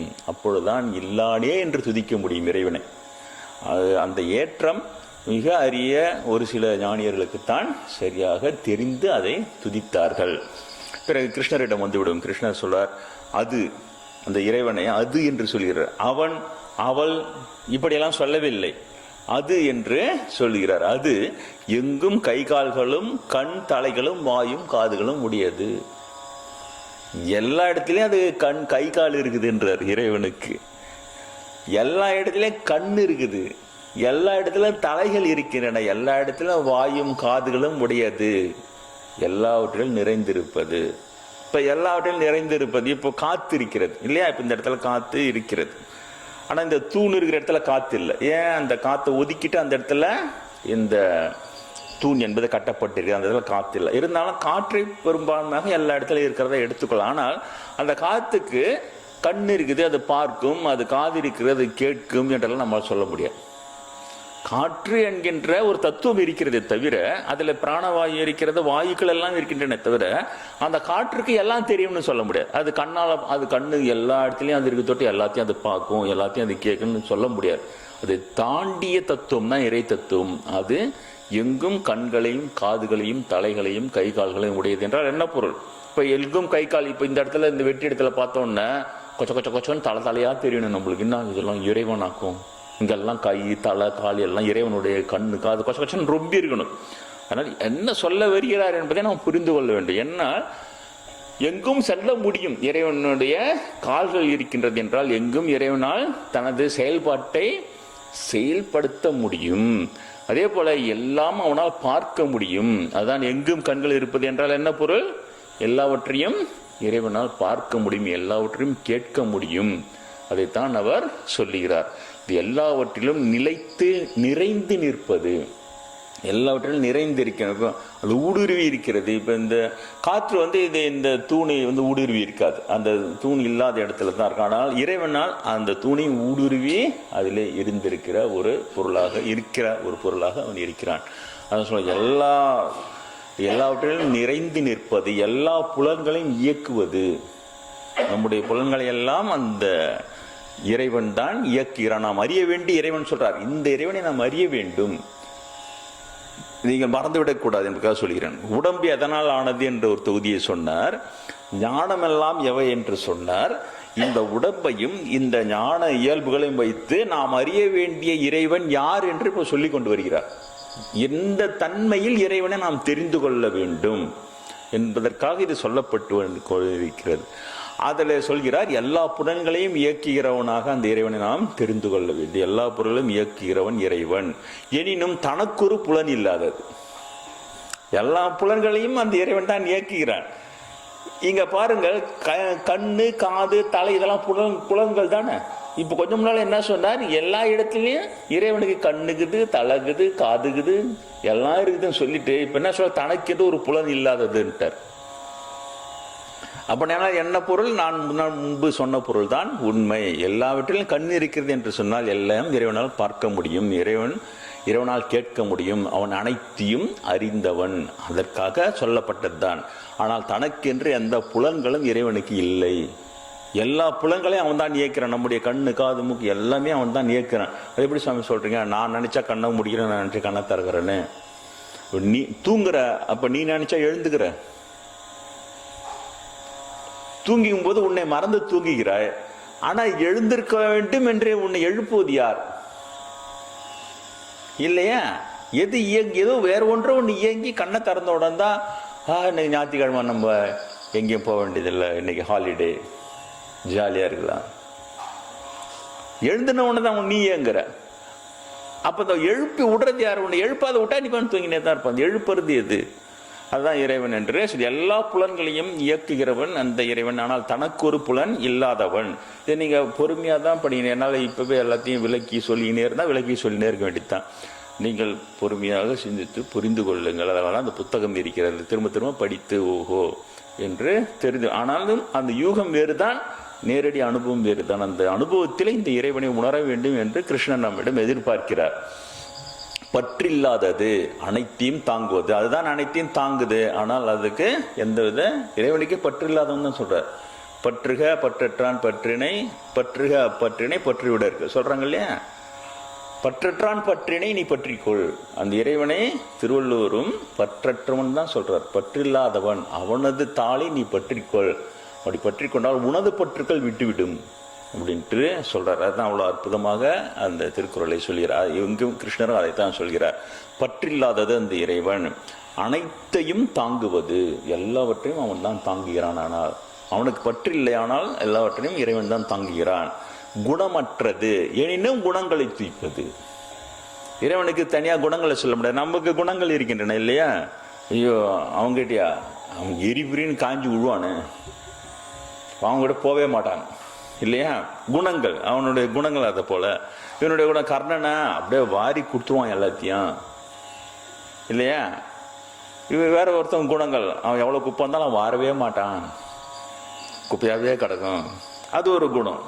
அவளுக்கு குணங்கள் இது, அது இறைவனுக்கு குணமே இல்லைன்றார். குணமற்றது எனினும் குணங்களை தூய்ப்பது. ஆனாலும் அந்த குணங்களை அதுதான் தூய்க்கிறது, அதுதான் அனுபவிக்கிறது. இதை நீங்கள் சிந்தித்து தான் புரிந்து கொள்ள வேண்டும். புரிந்து கொண்டு அதற்கு பிறகு இது அனுபவமாக அந்த இறைவனை எப்படி கிருஷ்ணர் தெரிந்து சொன்னாரோ, முதலாக ஒரு மனிதன் எப்படி இது இப்படிலாம் இறைவன் இருக்கிறான் என்று தெரிந்து சொன்னானோ, அதற்கு பிறகு வருகின்ற அடியாரெல்லாம் எப்படி இறைவன் இப்படிலாம் இருக்கிறான் என்று சொன்னார்களோ, அதை போல நாமே தெரிந்து கொண்டு சொல்ல வேண்டும். அதற்காக வருகிறதான். இதுவே தவிர இதை மாத்திரமே எடுத்துக்கொண்டு அப்படியே பேசினா நீங்க பண்டிதர்கள் என்ற அர்த்தம், பிரசங்கவாதிகள் என்றே அர்த்தம், சமய சொற்பொழிவாளர்கள் என்ற அர்த்தம். அவ்வளவுதானே தவிர நீங்கள் ஞானி கிடையாது. உங்களுக்கு அது தெரியாதவரை நீங்கள் அது கிடையாது. அதுதான் ஐம்பூதங்களுக்கு உள்ளேயும் வெளியேயும் இருப்பது. இந்த பஞ்சபூதங்கள் சொன்னல, இப்போ நிலம் நீர் நெருப்பு காற்று ஆகாயம், இதற்கு உள்ளேயும் அந்த இறைவன் இருக்கிறான். இதை தாண்டி வெளியிலேயும் இறைவன் இருக்கிறான். இப்படியெல்லாம் நாம் இறைவனை யூகித்தால் தான் சரியாக அந்த இறைவனை நாம் துதிக்க முடியும். அதுக்காக சொல்றேன், சரியாக அந்த இறைவனை, எந்த இறைவனை நாம் தெரிந்து கொள்ள வேண்டும் என்று நம்மால் அதை நோக்கி பயணப்பட முடியும். அதனால இதை சொல்கிறார். இந்த 5 பூதங்கள் உள்ளேயும் இறைவன் இருக்கிறான், ஆனால் தாண்டி வெளியேயும் இருக்கிறான். அசையும் அசைய அனைத்தும் அதுவே. எல்லாமே அசைகிற பொருள், அசையாத பொருள் எல்லாமே, புழு பூச்சி மனிதன் எல்லாமே அசைகின்ற பொருள், அசையாத தூணு இல்லையா, எல்லாமே அந்த இறைவன் தான் அப்படின்ட்டு சொல்றார் இல்லையா? அசையும் பொருள் அசையா பொருள் எல்லாமே அந்த இறைவனை உணர்ந்தவர்கள் அப்படிதான் உணர்வார்கள். இறைவனை தான் எல்லாமே. ஒரு சொன்னாங்க, ஒரு ரவுடி ஒரு குருவை அடிச்சு போட்டு போடும், இது மேலே பட்டுச்சு கடத்தருலன்னு சொல்லிட்டு ரவுடி சாத்தியார் மாய்க்கட்சி வந்துடுவார். அப்போது அவங்க சீடர்களுக்கு விஷயம் தெரிஞ்சு ஓடியாந்து அதுவரை அவருக்கு தண்ணி தெளித்து தண்ணி கொடுப்பாட்டிட்டு அவங்ககிட்ட கேட்பாங்க. அவர் பெரிய ஞானி, அதனால் அவர்கிட்ட குருவை யார் சொன்னது யார் உங்க அடிச்சது சொல்லுங்க, யார் உங்களை அடிச்சது சொல்லுன்ட்டு சொன்னான். அப்போ அந்த குரு சொன்னாராம், யார் எனக்கு தண்ணி கொடுத்தானோ அவனே தான் அடிச்சான்னாரான். அதான் அந்த இறைவனை உணர்ந்த நிலையில அவங்க யாரு தண்ணி கொடுத்தான், இறைவன் தண்ணி கொடுத்தான், யார் அடிச்சான், இறைவன் அடிச்சான், எல்லாமே அப்படி அந்த உணர்ந்து இருப்பார்கள். ராமகிருஷ்ணருடைய கதையில இதெல்லாம் ஒரு ராமகிருஷ்ணர் சொல்லுவார். ஒருத்தர் சொல்லுவானா, ராமர் செயலால் எல்லாம் நடந்தது, ராமர் செயலால் எது செய்யனாலும் ராமர் செயலால் நான் இன்னைக்கு காலையில் விழிஞ்சிட்டேன், அப்புறம் குளிச்சுட்டேன், ராமர் சித்தத்தாலே நான் குளித்தேன், ராமர் சித்தத்தால் நான் சாப்பிட்டேன், எல்லாத்துக்கும் ராமர் சித்தத்தால் நடந்தது, ராமர் சித்தத்தால் நடந்தது.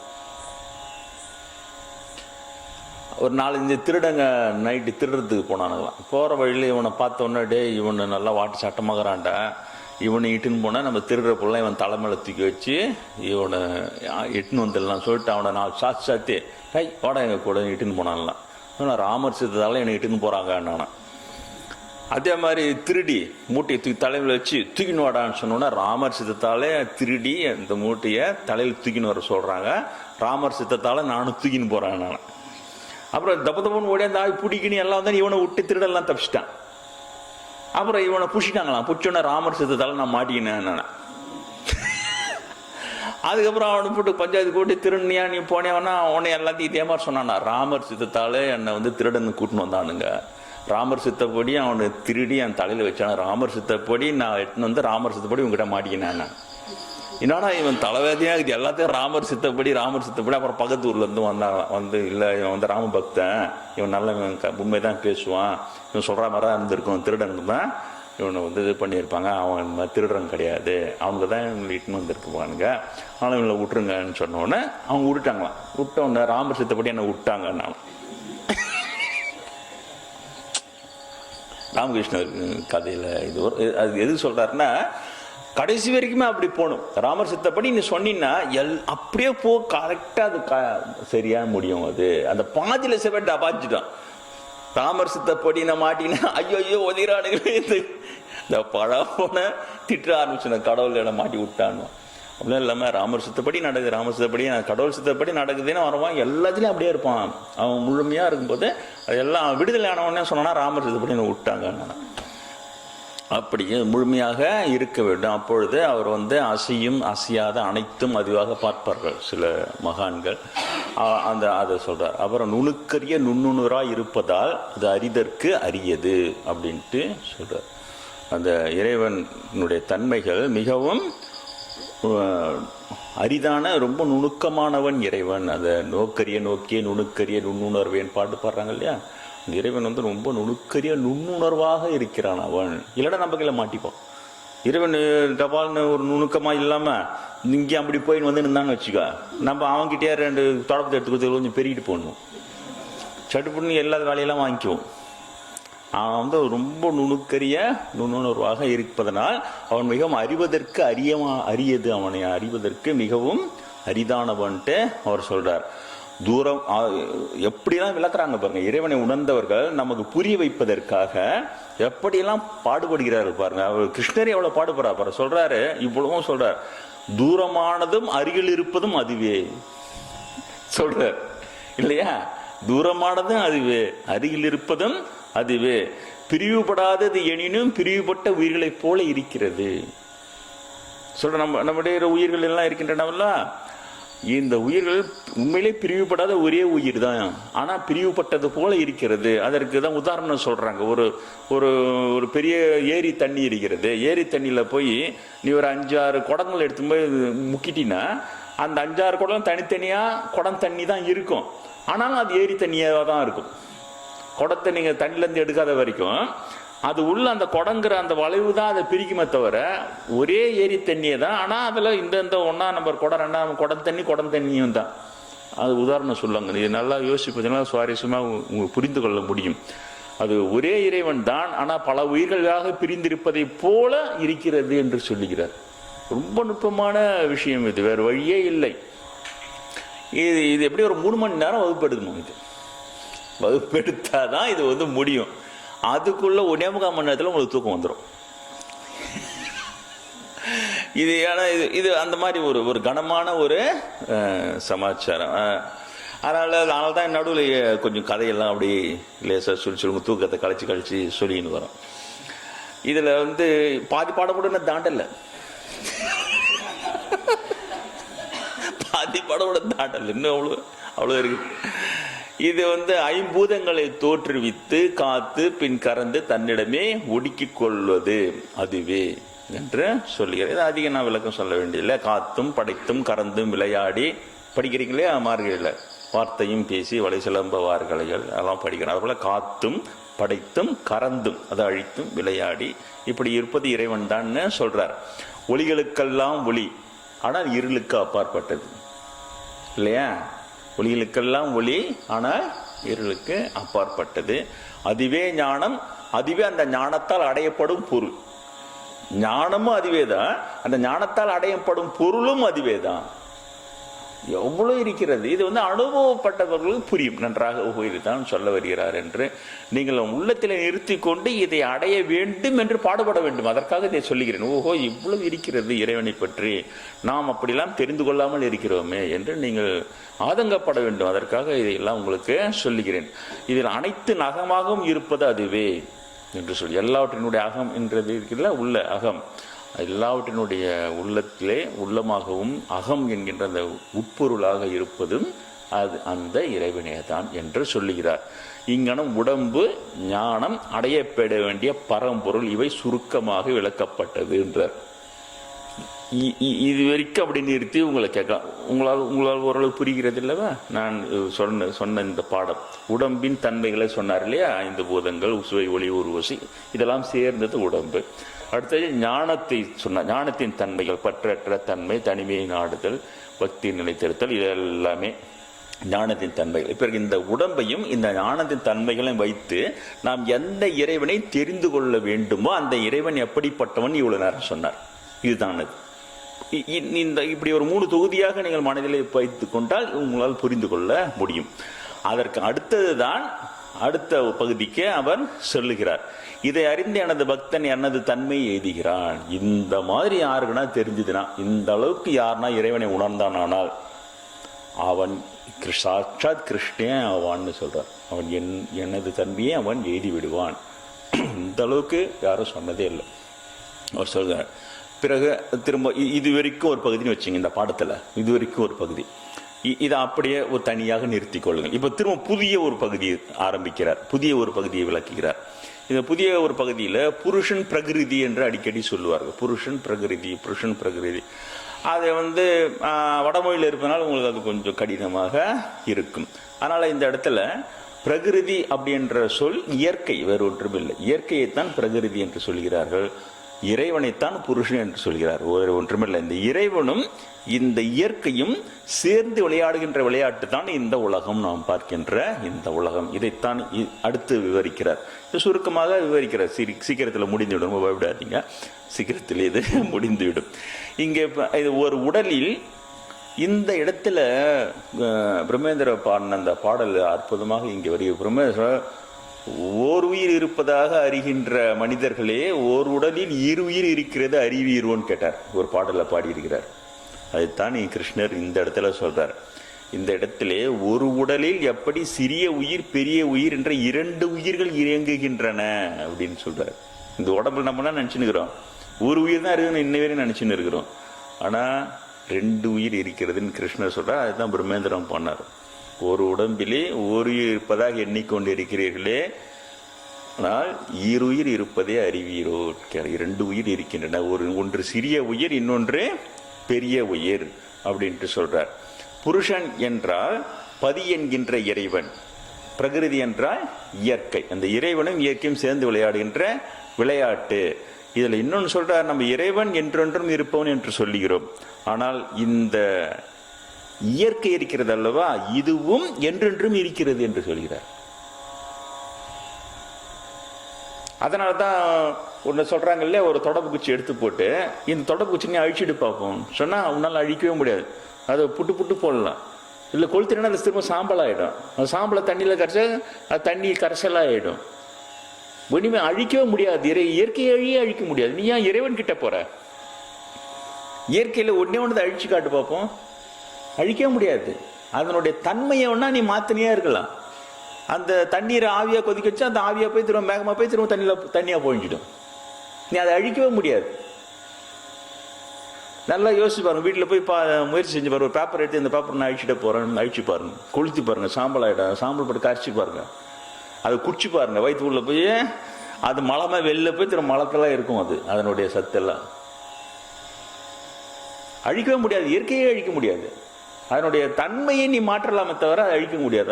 அதுதான் அற்புதமா சொல்ல, இறைவனும் என்றென்றும் இருப்பவன், இந்த இயற்கையும் என்றென்றும் இருக்கிறது.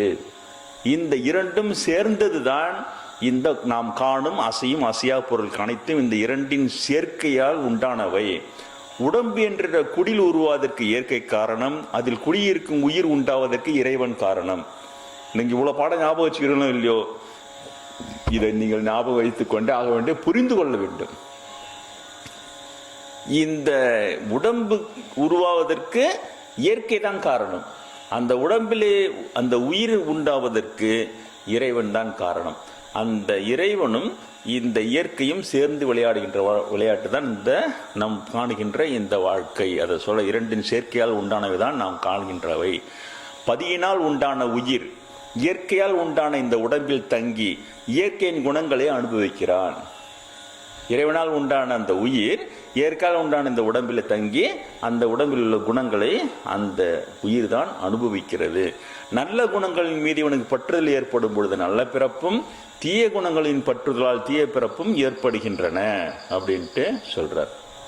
இப்போ புரியுதா? சில பேர் கேட்குறாங்க, ஏன் சாமி ஒரு பிறவில மகானா இருந்தாருன்னு பெரிய பக்தராக இருந்தான்னு சொல்றாங்க, இப்போ இவ்வளோ அட்டோழியம் பண்ணியிருக்கிறாரு ஒருத்தர் கேட்குறாங்க. அதெல்லாம் என்ன காரணம்? இதுதான், அந்த அந்த உயிருக்கு அந்த பிறவில தீய குணங்களின் மீது பற்று ஏற்பட்டுச்சுன்னா அவ்வளோதான், தீய பிறப்பம் மாறிடும். எவ்வளோ பெரிய பெரிய பக்தர்கள் குருநாதர்கள் அறிமுகப்படுத்தப்பட்டவங்களாம் அடிக்கிற அட்டூழியம் பார்த்தீங்கன்னா பாதி கூட உங்களுக்கு தெரியாது. பாதி தெரிஞ்ச நிலையிலேயே நீங்கள் அப்படியே அதிர்ச்சியில் இருக்கிறீங்க. முழுசாக தெரிஞ்சா அவ்வளோதான், ஆளே அதிர்ச்சியில் ஒரு வழி ஆகிடுங்க. அவ்வளோ அட்டூழியம். இதனால் தான் அந்த அந்த உயிர் தீய குணங்களில் பட்டதனால் அது தீய பிறப்பையும், நல்ல குணங்களில் பட்டதனால் அது நல்ல பிறப்பையும் அடைகிறது. வேறு ஒன்றுமில்லை. இப்படியாகப்பட்ட அந்த உயிருக்கும் உடலுக்கும் தொடர்பாக இப்ப இந்த உடம்பு வந்து இயற்கையில உருவாகிறது இல்லையா? ஒரு ஆண் பெண் சேர்க்கையில ஒரு கரு உற்பத்தியாக உடம்பு உற்பத்தி ஆகிறது. அதிலே இறைவனுடைய அருளினால் அந்த 4வது மாதத்தில் ஏதோ அந்த உயிர் வந்து உள்ளே நுழைந்து அந்த அதற்கு வந்து உயிர் உண்டாகிறது. இப்படி அந்த உயிரும் உடலும் ஒன்னா சேர்த்து வைக்கணும் இல்லையா? அந்த அப்படி ஒன்றாக சேர்ந்து அதில் தொடர்பு வைப்பதற்கு இறைவன் ஆன்மா என்ற பெயருடன் இன்னொரு பெரிய உயிராக உடல் எங்கும் பரவி இருக்கிறான். இதுதான் பெரிய உயிர். இந்த உடம்பு இருக்கிறது, இந்த உயிர் இருக்கிறது. அந்த உடம்பு அந்த உயிரில் தங்கி இருப்பதற்கு ஆன்மா என்கிற ஒரு பெரிய உயிராக அந்த இறைவனே இருக்கிறான். பெரிய உயிராக அந்த இறைவனே இருக்கிறான். அது பேர் தான் ஆன்மா. அந்த ஆன்மா உடலெங்கும் பரவி இருக்கிறது.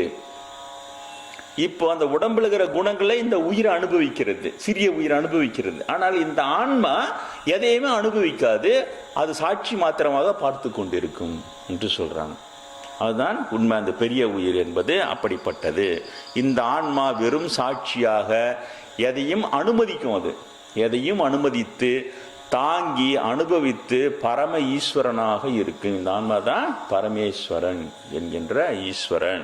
இந்த பெரிய உயிர் கடவுள் என்றே சொல்லப்படும் சொல்றார் கிருஷ்ணர். இந்த பெரிய உயிர் சாட்சாத் கடவுள் என்றே இது சொல்லப்படும்.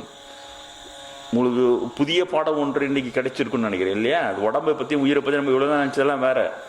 உடம்பு இருக்குது, உயிர் இருக்குது, செத்து போயிட்டாங்க, உயிர் போயிடுச்சு, அது எங்கேயோ போய் ஆவியா கிடக்குதா, பிசாசா கிடக்குதா, இல்லை ரெண்ய கர்ப்பால இருக்குது, இப்ப சொர்க்கத்துக்கு போச்சு, நாரது போச்சு, வைகுண்டம் போச்சு, கையில போச்சு, இப்படியே தான் நம்ம தெரிஞ்சு வச்சிருக்கிறோம். ஆனா கிருஷ்ணர் எப்படி சொல்றாரு பாருங்க, இந்த உடம்பு இந்த உடம்பு வந்து கடவுள் படைச்சிட்டான் அப்படின்னு சொல்றேன். இந்த உடம்பு இயற்கை படைத்தது. அதிலே அந்த உயிர் தான் இறைவன் கொடுத்தது. தன்னுடைய ஒரு அம்சம், அது தன்னுடைய அம்சமாக சிறிய உயிரை கொடுத்து அந்த உயிர் அந்த உடம்புல தங்கி இருக்கிறதுக்கு ஆன்மா என்ற இன்னொரு பெரிய உயிராக அந்த இறைவன் கொடுத்து, அந்த ஆன்மா என்பது அதனை பற்றற்று அந்த இடத்துல அது எதையும் அது அனுமதிக்குமே தவிர அது அனுபவிக்காது. சிறிய உயிர் அனுபவிப்பதற்கு அது எல்லா விதமான வசதி வாய்ப்புகளை ஏற்படுத்தி கொண்டு வெறும் சாட்சி மாத்திரமாக இருக்கும். இது கிட்டத்தட்ட சாட்சாத் இது கடவுளே தான்ட்டு அவர் சொல்றார். இந்த ஆன்மா வெறும் சாட்சியாக இருக்கும் என்று இவை சொல்கிற இந்த பெரிய உயிர் கடவுள் என்று சொல்லப்படும். புதிய விஷயம் உங்களுக்கு புரிஞ்சு போச்சா? இப்போ புரியுதா? ஒரு ஆத்மா வந்து என்ன மிரட்டுதுன்னு சாதாரணமாக சொல்லி விட்டுறாங்க. அப்படி இல்லை, ஆன்மான்றது இது பெரிய பொருள் இருக்குது. குருநாதரே சொல்லுவார், துராத்மா என்று சொல்லுகிறார்கள், அப்படி ஒரு வார்த்தை இல்லைன்னு சொல்லுவார். ஆன்மா என்றால் அது புனிதமானது என்று தான் பொருளை தவிர அதில் வந்து துராத்மா என்று ஒன்று இல்லவே இல்லைன்னு சொல்லுவார். அதுதான் உண்மை. அந்த ஆன்மா என்பது இப்போ உங்களுக்கு புதிதாக ஒரு அறிவோடு இன்றைக்கு செல்வீர்கள். உடம்பு இருக்கிறது, நம்மிடமே உயிரும் இருக்கிறது. இந்த இரண்டு தான் நமக்கு தெரியும். ஆனால் இரண்டையும் பிணைத்திருக்கிற ஆன்மா என்கின்ற ஒரு பெரிய உயிர் நம் உடம்பெங்கும் பரவி இருந்து அதுதான் இந்த உடம்பும் உயிரும் இணைந்து இயங்குவதற்கு எல்லா விதமான வழிவகைகளும் செய்து கொண்டிருக்கிற கடவுளாக இருக்கிறது. இந்த தகவல் உங்களுடைய அறிவிலே இன்றைக்கு புதிய தகவலாக இது வந்து பதிந்திருக்க வேண்டும். இயற்கையை பற்றிய மேற்கூறப்பட்ட உண்மைகளை முயன்று அறிய வேண்டும். நான் சொன்ன இந்த உண்மைகளை எல்லாம் நான் சொல்லிட்டேனே தவிர நீங்கள் கேட்டுட்டீங்களே தவிர நீங்களாகவே முயன்று அறிய வேண்டும்னு சொல்றார் கிருஷ்ணர். அதுதான் நல்ல சரியான பலனை கொடுக்கும். தகவல் மட்டும்தான் உங்களுக்கு இப்பொழுது தெரியும். அது கிருஷ்ணர் எப்படி தெரிந்து கொண்டாரோ அதை போல நாம் தெரிந்து கொள்ள வேண்டும் என்று பாடுபடும் போதுதான் அவன் ஞானியாகி பார்க்கிறான். அதுக்கு பல காலம் ஆகிறதான், அது இல்லை என்று சொல்லவில்லை, ஆனால் அது சாத்தியமில்லை என்று சொல்ல முடியாது. அதனால் நீங்கள் எல்லோரும் பாடுபட்டு இதை தெரிந்து கொள்ளுங்கள் என்பதுதான் கிருஷ்ணருடைய விளக்கம், அவருடைய விருப்பம். அப்படி அறியும் பட்சத்தில் தான் அவர்கள்தான் பிறவா நிலையை எய்துவர். புரியுதா? இப்ப பிறவா நிலை எய்துவது என்ன? இவ்வளவு தெரிந்து கொண்டால்தான் அதை அந்த மாதிரி அந்த பிறவா நிலையை எய்துவதற்கு சிலர் தியானத்தின் மூலம் ஆன்மாவை ஆன்மாவால் உணர்கிறார்கள், சிலர் சாங்கிய யோகத்தினால் அதை அடைகிறார்கள், சிலர் கர்மயோகத்தினால் அடைகிறார்கள். இவ்வாறு அறியாத பலர் இந்த இடத்துல கிருஷ்ணன் முக்கியமானு சொல்றார். இதை நாம் தெரிந்து கொள்வதற்கு இதெல்லாம் வழிமுறைகள் எது எப்படியெல்லாம் தெரிந்து முடிய போகிறது. கடைசியா சொல்றார் கிருஷ்ணர் என்ன சொல்றார், இந்த பெரிய நிலையை நாம் தெரிந்து கொள்வதற்கு தியானத்தின் மூலம் தெரிந்து கொள்ளலாம், ஆன்மாவை ஆன்மாவில் உணரலாம், சாங்கிய யோகத்தினாலும் கர்மயோகத்தினாலும் இதை அறியலாம். சாங்கிய யோகம் முன்னாடியே பார்த்துட்டோம், நம்ம இதில் நாம் அறியலாம். இந்த இடத்துல ஒரு தகவலை சொல்றார், ரொம்ப நமக்கு தேவைப்படுகிற சொல். இவ்வாறு அறியாத பலர் அந்நியரிடமிருந்து பெற்ற சுருதிகளை வழிபடுகிறார்கள்னு சொல்றார். பத்தியா, வேதம் கிடையாது கிருஷ்ணருடைய கோட்பாடுல, வேதம் இல்லவே இல்லை, அது அந்நியர்துன்னு சொல்றாரு, தெளிவா சொல்றாரு. இவங்களால இவங்க கையில இருந்தது எதோ சுருனாங்க, 4 ஜாதியில் நானே படைச்சதெல்லாம் சுருனாங்களே தவிர இது ஏனோ இந்த ஸ்லோகத்தை இவங்களாம் எடுக்க முடியாம போயிடுச்சு. அதை அப்படியே விட்டுட்டுப்பாங்க போது, யார் மோனி பரன் ஒரு விட்டுருப்பாங்க போது. ஆனால் தெளிவா சொல்றார், இவைகளால் தான் இறைவனை அடைய முடியும். இவைகளை தெரியாத பலர் அந்நியரிடமிருந்து பெற்ற சுருதின்றார். இவர்கள் வேதியர்களும் இவர்கள் சொல்கின்ற சுருதிகளும் அந்நியர்கள் இவர்கள் சொல்றார். அப்பொழுதுதான் இவர்கள் கிருஷ்ணருடைய காலத்தில் தான் இவர்கள் முதலாக உள்ளே நுழைந்திருக்க வாய்ப்பு இருக்கிறது. இந்த ஆரிய பிராமணர்கள் நுழைந்து அவருடைய சுருதிகளை எல்லாம் அவர்கள் சொல்லி வைத்திருக்க வேண்டியது. ஆனால் சொல்ல அறியாமல் அங்கே போயிடுறாங்க அப்படின்னு சொல்லி அவங்களுடைய பிரச்சாரம் யுக்தி வேற ஒன்றுமே நம்ம பிரச்சாரம் சொல்லினே இருப்பான், நைனே இருப்பான். அதனால வேற வழியே இல்லாமல் ஜனங்கள்லாம் அது பின்னால போயிட்டாங்கன்னு சொல்றார் கிருஷ்ணர். கிருஷ்ணர் தெளிவாக சொல்கிறார், இவ்வாறு அறியாத பலர் அந்நியரிடமிருந்து பெற்ற சுருதிகளை வழிபடுகிறார்கள். வழிபடக்கூடாதுன்னு தெரியுதா? இப்போ இந்த சுருதிகளை அந்நியரிடம் பெற்ற வழிபடாதுன்னு சொல்றார் அவர். கிருஷ்ணருடைய காலத்தில் வேறு மதங்கள் நுழையவில்லை அப்படின்னு நான் சொல்றேன். கிருஷ்ணருடைய காலத்து அங்கே இப்போதானே கிறிஸ்துவம் இஸ்லாம்லாம் இப்போதானே நுழைஞ்சது. அப்போனா யாரு? அவர் குறிப்பிடும் அந்நியர் ஆரிய பிராமணர்கள் தான், வேற யாராலும் இருக்கவே முடியாது. அதனால அவர் சொல்றார், கடைசியில் எப்படி முடிக்கிறார், எவன் ஒருவன் அழிகின்ற எல்லா பொருட்களிலும் அழியாமலும் சமமாகவும் உள்ள அந்த இறைவனை காண்கிறானோ அவனே நற்காட்சி உடையவன். இது ஒரு பைபிள் வசனம் மாதிரி இருக்கும். எவன் ஒருவன் அழிகின்ற எல்லா பொருட்களிலும் அழிகின்ற பொருளிலே அழியாத பொருளை பார்க்கிறவன், சமமாக இருக்கின்ற அந்த இறைவன் அவனை காண்கிறானோ அவனே நற்காட்சி உடையவன்ட்டு சொல்றார். அவனே மேலான கதியை அடைகிறான், அவனே தான் மேலான கதியை அடைய முடியும். செயல்கள் அனைத்தும் இயற்கையால் சேவிக்கப்படுகின்றன, ஆன்மா வெறும் சாட்சி மாத்திரமே என்று யார் காண்கிறானோ அவனே காண்கிறான். எப்படி வருது? கவிதை மாதிரி வருது. யார் இதை காண்கிறானோ அவனே இந்த நற்காட்சி உடையவன். அதே போல செயல்கள் அனைத்தும் இயற்கையால் சேவிக்கப்படுகிறது, ஆன்மா வெறும் சாட்சியாக இருக்கிறது என்பதை யார் தெரிந்து கொள்ள. இப்ப நம்ம கிருஷ்ணர் சொல்ல நம்ம தெரிந்து கொண்டோம், ஆனால் இப்படி தெரிந்து கொள்வது அல்ல. இது நான் மீண்டும் சொல்லி, இது தகவல் அறிவு, ஒரு தகவலாக இருக்கிறது. ஆனால் கிருஷ்ணரை போல அந்த ஆன்மாவை சாட்சியாகவே தெரிந்து கொள்ள முடியும். அப்படி யார் அதை தெரிந்து கொள்கிறானோ அவனே உண்மையிலேயே காண்கிறான் அப்படின்ட்டு சொல்றார். பல வகைப்பட்ட பூதங்கள் ஒரே இறைவனிடமிருந்து வெளிப்பட்டு விரிவடைவதை எப்போது ஒருவன் காண்கிறானோ அப்போது அவன் இறைநிலையை அடைகிறான். ஒரே இறைவனிடமிருந்து தான் பல வகைப்பட்ட பூதங்கள் விரிவடைகிறது என்பதை ஒருவன் காண வேண்டும். இது உயர்ந்த அனுபவங்களில் தான் வர வேண்டும், வேறு வழியே கிடையாது. இது அதிகமாக விளக்கம் இல்லை, இதில் விளக்கம் சொல்லவும் முடியாது. ஒரே இறைவன், அதிலிருந்து பலவிதப்பட்ட பூதங்கள்னா உங்களுக்கு தெரிஞ்ச இல்லையா, நிலம், நீர், நெருப்பு, காற்றாக வேறு விதமான எல்லா வித காம்பினேஷன்ஸ், கலவைகள், இவைகள் எல்லாம் அந்த ஒரு இறைவனும் இருந்தால் எல்லாமே வருது என்றது யார் எப்போ தெரிஞ்சுக்கிறானோ அப்பொழுதே அவன் இறைநிலையை அடைய முடியும். அப்போ இறைநிலையை அடைவதற்கான தகுதியும் இதிலே சொல்லிவிட்டார். தோற்றம் என்கின்ற ஆதியின்மையாலும் குணமின்மையாலும் இந்த பெரிய உயிர் கேடில்லாதவன். இந்த பெரிய உயிர்னு சொன்னார்ல, இப்ப இந்த ஆன்மா உடம்பு இருக்கும் பரவி இருக்கிறது அல்லவா, அந்த ஆன்மையை பத்தி சொல்லின்னு வர்றார். இதுக்கு தோற்றம் மறைவு இதெல்லாம் எதுவும் கிடையாது, இது குணம் இல்லாது, இது சாட்சியாக இருக்கிறது, அதனால் இது கேடில்லாததுன்னு சொல்றார். அதுதான் குருநாதர் சொன்னார்ல, இப்போ ஆன்மா என்றாலே புனிதமானது, அதனால துராத்மான்னு ஒண்ணு கிடையாதுன்னு சொன்னார். அதுதான் கிருஷ்ணர் இங்க சொல்றார், ஆன்மா கேடில்லாதவன். ஏனென்றால் இவனுக்கு ஆதி இல்லை, தோற்றம் இல்லை, இவனுக்கு குணமும் இல்லை, அதனால் இவன் கெடுவதற்கான வாய்ப்பே இல்லை, அதை கடந்த நிலைதான் ஆன்மா என்று சொல்லுகிறார். இவன் உடம்பில் இருந்தாலும் இறைவன் இவன் செயலற்றவன் பற்றற்றவன். செயல் அவனை வைத்துதான் செயல்பட்டாலும் அவன் செயலற்றவன், அவன் அதிலே பற்றற்றவன்.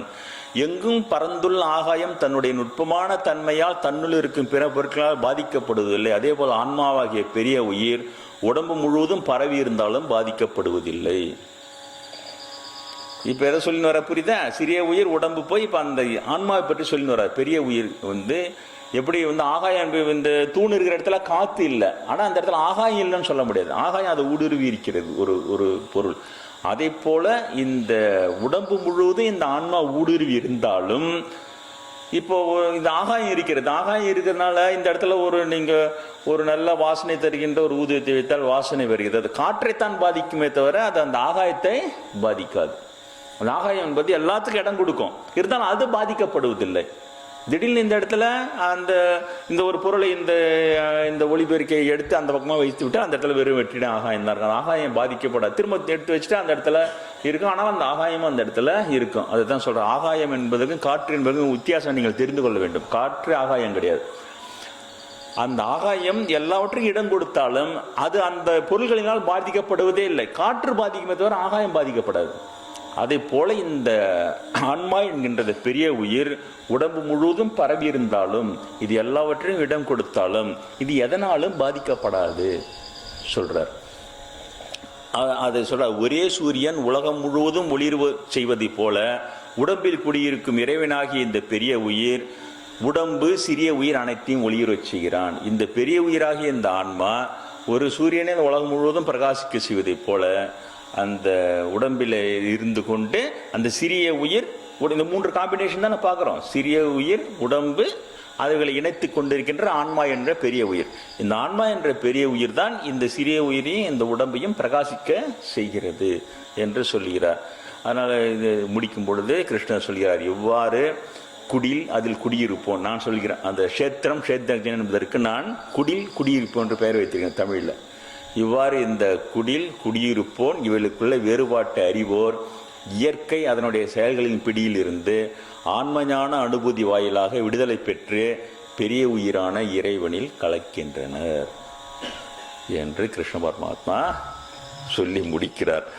ஓரளவுக்கு உங்களுக்கு புரிந்திருக்கும் என்று நான் நினைக்கிறேன். இதில் நீங்கள் தொகுதியாக பார்த்தீர்களானால், பகுதி பகுதியாக பிரித்தால் உடம்பை எதனால் ஆனது என்று சொன்னார் முதலிலே. அடுத்தது எதெல்லாம் ஞானம் என்று சொன்னார். அடுத்தது இந்த உடம்பையும் இந்த ஞானத்தையும் வைத்து நாம் அறிய வேண்டிய இறைவனின் தன்மைகள் என்ன என்று எல்லாவற்றையும் சொன்னார். அடுத்தது அந்த இறைவன் தான் உயிரை தருகிறான், இயற்கை தான் உடம்பை தருகிறது. இறைவன் எப்படி எப்பொழுதும் இருப்பானோ அதை போல இயற்கை எப்பொழுதும் இருப்பது, அதுவும் அழியாதது. இந்த இருவரும், இந்த இறைவன் தருகிற உயிர், இந்த இயற்கை தருகிற உடம்பு, இதை வைத்துத்தான் இந்த உலக வாழ்க்கை என்று அவர் சொன்னார். அடுத்தது என்ன சொன்னார்?